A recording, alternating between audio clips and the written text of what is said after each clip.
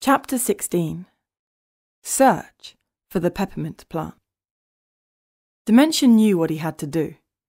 He would leave the friendlies in charge of the 70 orphans whilst he was away. He needed to return to Flush Fleas. It was Magica's only hope. First, he would head back to his humble abode in the serene forest and create a more suitable form for himself. The miniature version was starting to irritate him. He had fallen down a steep incline earlier today and was sent hurtling out of control like an escaping bouncing ball.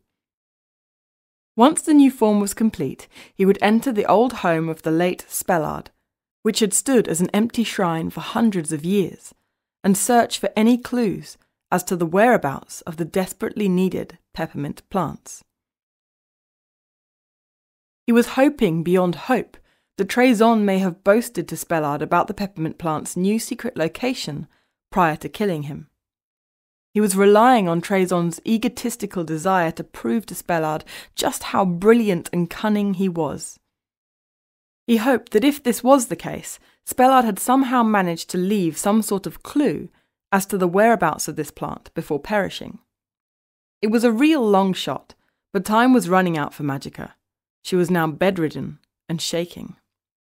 Dementia would travel back to Flush Fleas with only Willowwood. Frother and Hairy would stay behind and keep a bedside vigil for their beloved sugar fairy friend. Dementia and Willowwood followed the exact same path that had brought them to the land of the lonely, but this time back towards Flush Fleas. However, because Dementia was now so light, they were able to make the trip much quicker. When they arrived in Flush Fleas, they were greeted by incredibly grim-faced soul wizards. Not a single sugar fairy could be seen, and the air had an overpoweringly sweet smell to it. The soul wizards explained that all of the sugar fairies had contracted the sugar metabolism virus a few weeks ago, and were now all bedridden. The intensely sweet smell was the result of the thousands of sugar fruits that were rotting on overladen branches. None of the sugar fairies dared eat any more for fear of exploding. The soul wizards had tried every spell imaginable, but nothing worked.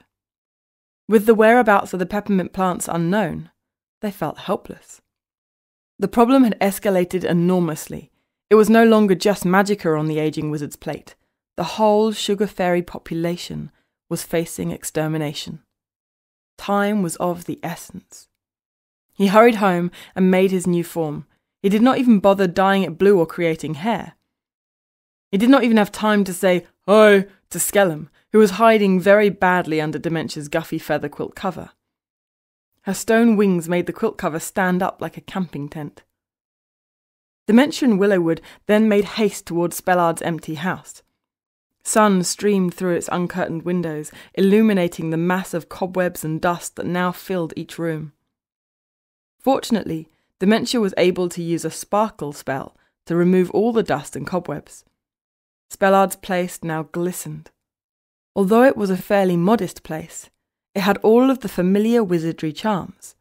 The shrewd wood-framed mirror in the entrance hall smiled back at them, and the shrewd wood-framed couch groaned disapprovingly as Willowwood sat down. Spellard had obviously possessed a good sense of humour. "If I was Spellard," thought Dementia aloud, "where would I hide a clue?" "You are Spellard, dummy," came the reply from the direction of the mirror.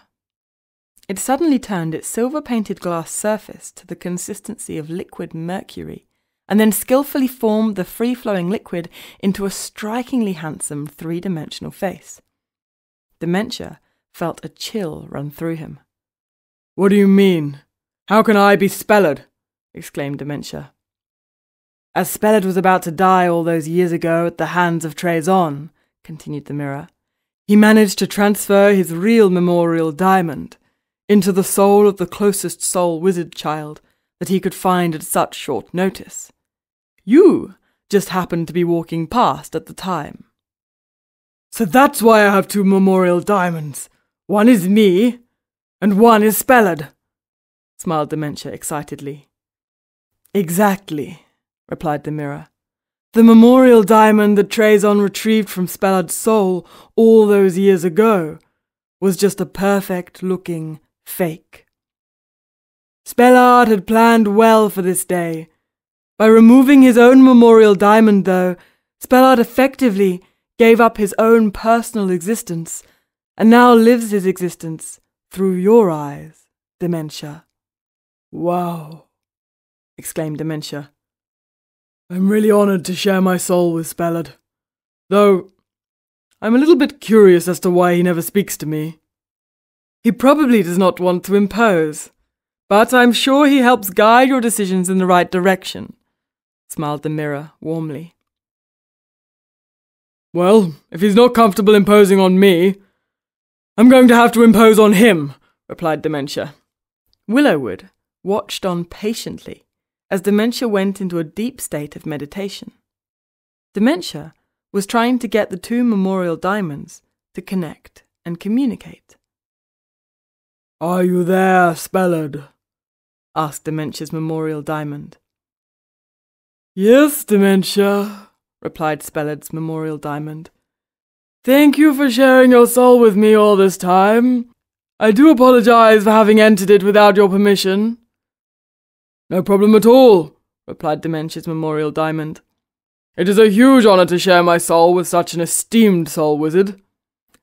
Thank you, replied Spellard's memorial diamond. You are most kind. I believe you seek the location of where the peppermint plants now grow. Yes, replied Dementia's memorial diamond excitedly. I'm hoping that Trezon told you their new location before killing you. Well, so to speak.